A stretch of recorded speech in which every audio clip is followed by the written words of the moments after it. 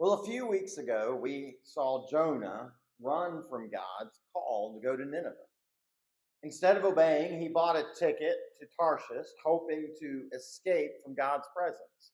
But as we saw, you know what? You can run from God, but you cannot hide from God.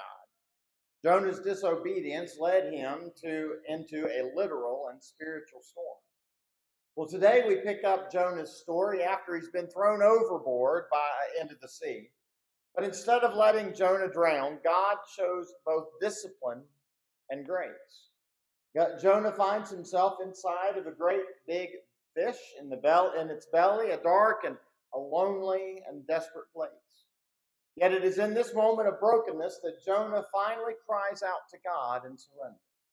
So follow along as we pick up from Jonah chapter 1, verse 17. Now the Lord had arranged for a great fish to swallow Jonah. And Jonah was inside the fish for 3 days and 3 nights. Then Jonah prayed to the Lord his God from inside the fish, and he said, I cried out to the Lord in my great trouble, and he answered me. I called to you from the land of the dead, and Lord, you heard me. You threw me into the ocean depths, and I sank down to the heart of the sea. The mighty waters engulfed me. I was buried beneath your wild and stormy waves.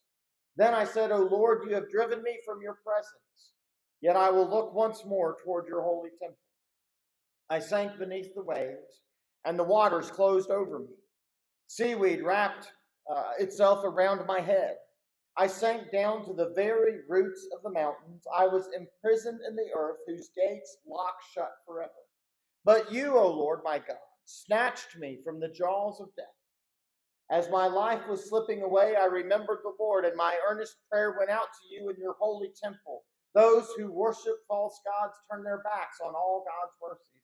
But I will offer sacrifices to you with songs of praise, and I will fill all my vows. For my salvation comes from the Lord alone. Then the Lord ordered the fish to spit Jonah out onto the beach. You know, like Jonah, we all face moments when life breaks us. Sometimes these moments happen because of our own behavior, because of our own actions, because of our own disobedience against God. Sometimes they happen because, well, quite frankly, we live in a broken and fallen world. These moments happen when our own plans fall apart. And when we realize that, you know what, we cannot fix things on our own. And it's in these moments that God invites us to fully surrender our lives to Him and to trust Him completely. Well, this morning we're going to see how Jonah, who literally hit the bottom of the world, came to the conclusion that, you know what, maybe obeying God wasn't so bad after all. So as we begin this morning, Jonah found that God's discipline breaks us to bring us back. Jonah was completely broken. His disobedience had brought about a terrifying storm that nearly cost the sailors on the ship he was on and everyone else their lives. Thrown overboard and swallowed by a great fish, Jonah now found himself in the most unimaginable situation, trapped in the belly of a fish. It was dark, damp, and disgusting. A place that no one would willingly choose to be. Yet that's where he was. He had no idea how long he would remain there or if he would ever see the light of day again. Yet in this place of utter despair, Jonah's journey of surrender truly began. Remember what was said in Jonah chapter 1, verse 17. It said, the Lord had arranged for a great fish to swallow Jonah. And Jonah was inside the fish for 3 days, 3 nights. God sent the storm and the great fish, both of them, not to destroy Jonah, but to save him.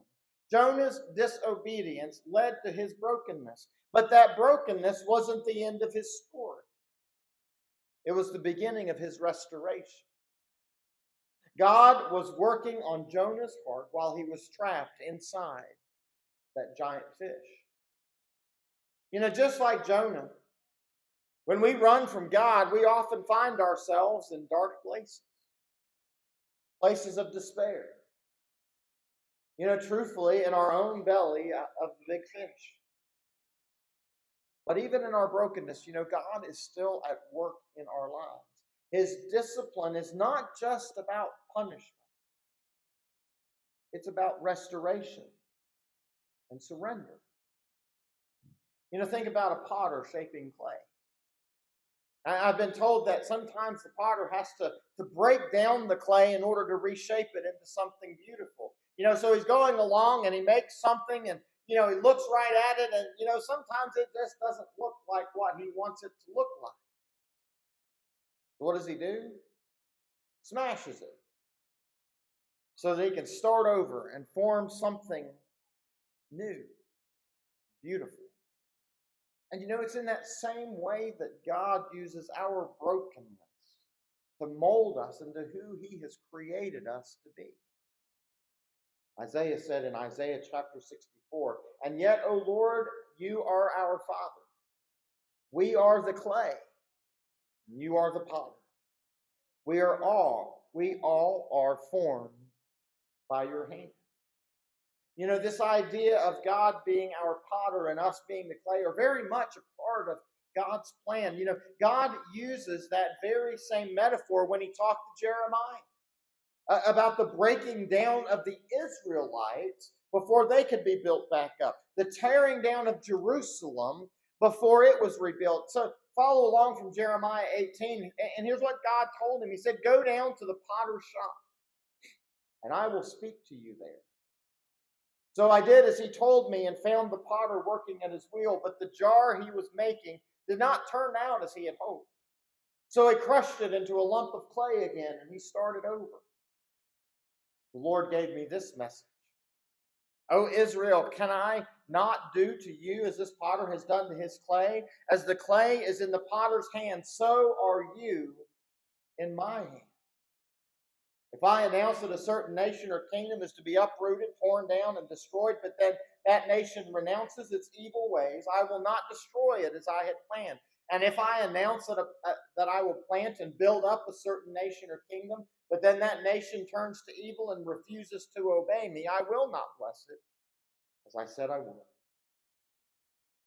God is working in our lives, no matter whether we choose to obey him or not.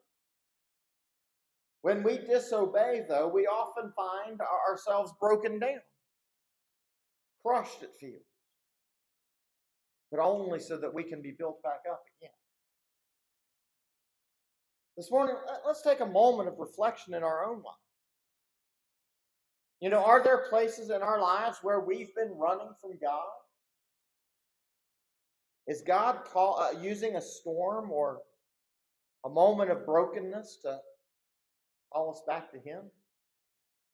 Maybe. Well, second, this morning, Jonah found surrender in the belly of the fish. Jonah's time inside the great fish was a moment of brokenness and surrender. When Jonah was thrown overboard, he faced certain death. He had run from God, and now he was completely helpless. But even in the depths of the sea, God's grace found him. Jonah cried out to God, acknowledging that he couldn't save himself. Jonah 2:2 read, "I cried out to the Lord in my great trouble, and he answered me. I called to you from the land of the dead, and Lord, you heard me." It wasn't just a prayer for rescue. It was a moment of surrender. Jonah realized at that moment he couldn't fix the mess that he found himself in. He couldn't outrun God, and he learned that. The only way out of this was to cry out to God and to surrender his life to him. And we all have moments like that. Moments where we have hit the bottom. When life breaks us. When we realize we cannot save ourselves. It's in those moments that God invites us to surrender, to trust Him. Like the story I read about Brian Clay. He is an Olympic gold medalist in the decathlon. And from outside, his life looks perfect. He's a talented, successful athlete. He seems to have it all together, but his story started in a very different place. Brian grew up in Hawaii, where he struggled with anger and violence and rebellion. He was constantly in trouble, getting into fights, using drugs and alcohol, and making reckless choices, and his life began spiraling out of control. The rock bottom moment came for him when he got into a violent altercation that left him questioning his life choices and realizing that he had lost all control and was heading toward destruction. And he stopped and he said, I was lost. I was angry. And I was trying to fill a void in my life with everything but God. And in that moment of brokenness, he remembered the faith that his mother had taught him. And he at that point gave his life to God and realized that, he just couldn't save himself. Only God could save him. From that point on, Brian's life changed. He went on to win an Olympic gold medal. But he has always been clear that his success wasn't about his own strength. It's about God's grace. He says, it wasn't until I hit rock bottom that I realized I couldn't do it on my own. I had to surrender my life to God. Everything I've accomplished since then is by His grace. Like Jonah in the belly of the fish, Brian Clay had to reach a place of brokenness and surrender before he could experience God's grace and restoration. And the same thing is true about us. We cannot save ourselves, folks. No matter how hard we try, no amount of personal effort or success or achievement will fix what's broken inside of our hearts and our lives. Only God's grace can do that. So what about us this morning? Is there an area in our lives where we are still trying to hold on to control? Is there something that God is calling us to surrender to Him? When we stop running and surrender to God, that's when only true transformation will begin. And that's only when it will begin. Finally, this morning, Jonah found that God's grace restores us and it sends us. In Jonah chapter 2, verse 10, we read, the Lord ordered the fish to spit Jonah out onto the beach. God wasn't done with him yet. In an issue of Christianity Today magazine, Gene McGuire tells the story of how God found him serving a life sentence in prison and gave him a new life in Jesus. And so he said, I'd always looked up to my out-of-town cousin Bobby. I was thrilled that he invited me to come along one night to a bar. After a few games of pool and several drinks, Bobby told us, he was going to rob the place. Well, while surprised at his sudden intentions, the alcohol, he said, seemed to dull any impulse for protest. Sid, a friend, and I would leave as locals because we would be recognized, and then Bobby would commit the robbery alone. Well, we waited outside for a few minutes, and after a little bit of time passed, we poked our heads back in the door, and Bobby had ended up brutally murdering the bar owner. He shouted, just don't stand there, help me find the money. Well, now on the run, Gene McGuire followed Bobby to New York City. But he couldn't escape the reality of what they had done, and he went to the police. Bobby told him, Gene, tell the truth, it was all me. And so Gene told the detectives everything, but because he was present when the crime was committed, he was charged with murder. A day before his 18th birthday, the judge sentenced him for the rest of his natural life without the possibility of parole at 17 years old. In prison, Gene met Larry when he visited as part of a nationwide outreach event organized by Prison Fellowship. And so the preacher stood up and he shared a message of hope and grace, and he ended with an invitation saying, "Real men make commitments." Gene heard it, but he didn't move. Gene returned the next day to the next meeting, and again the preacher ended with those words, "Real men make commitments." He watched as others made the commitment. He wanted to, just couldn't do it. A volunteer approached him and said, "Hi, my name is Larry." And Gene asked him, "How long have you been a Christian?" And Larry said, "Well, since I was about 4 years old." Well, Gene thought about that and he said, "He's got to be putting me on. If a 4-year-old could sort out this Jesus stuff, why couldn't I? What was I doing at 26 without a clue?" Well, the next day at the final service, he said, "I went back." And again, the preacher ended with the familiar "real men make commitments" offer. He said, "A war raged within me. No, go, don't, no, don't go, get up, no, don't move." And he said he held on to the pew with a white-knuckled death grip.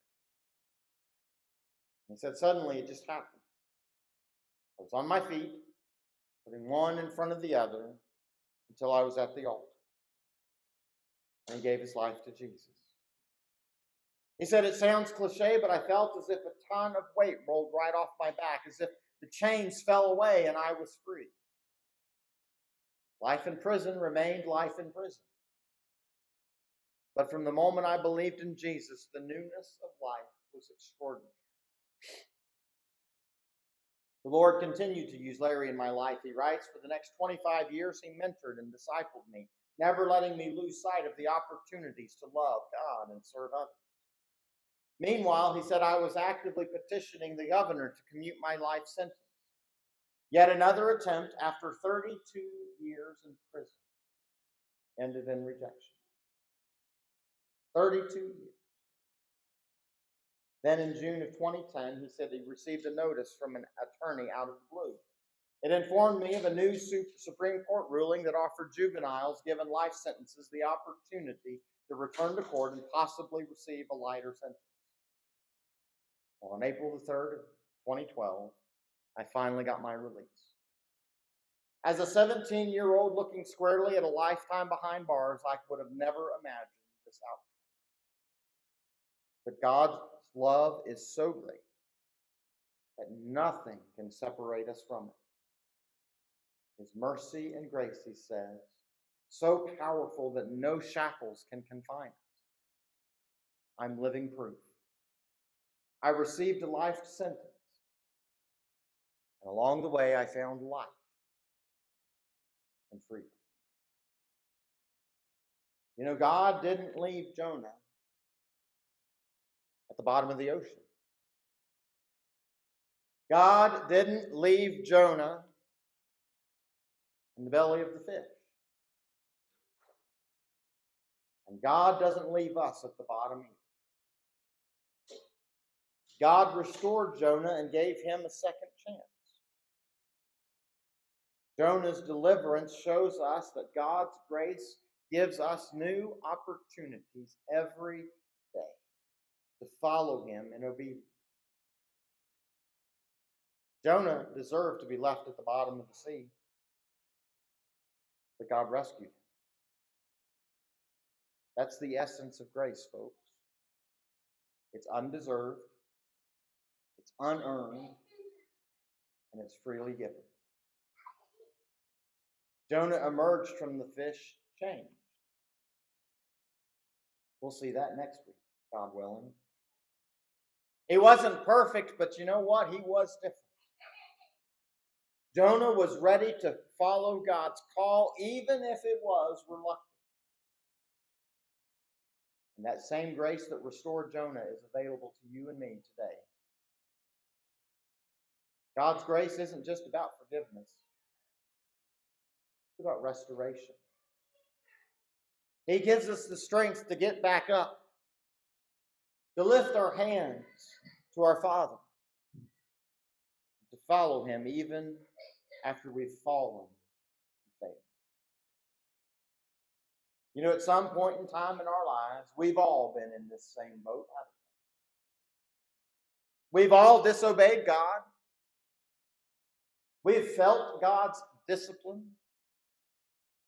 We've been at the bottom of our world. We have been broken. Jonah's story teaches us that brokenness is not the end. It's often the beginning of our journey back to God. It is in our broken places that God meets us with His grace, where He restores us. And then He sends us back out to do His work.